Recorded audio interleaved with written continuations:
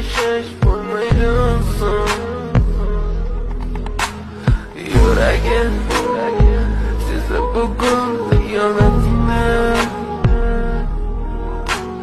ko'zlari ko'rdi bugun yolg'onlarni.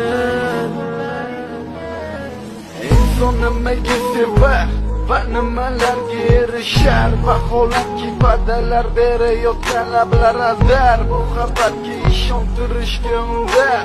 Nima o'zi muhabbat, baxtmi yoki razolat? Kim javob berar?